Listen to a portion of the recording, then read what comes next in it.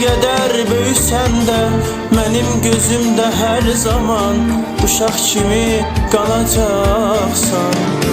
Məni başa düşəcəksən, nə vaxt ki sən özün övlad sahibi olacaqsan.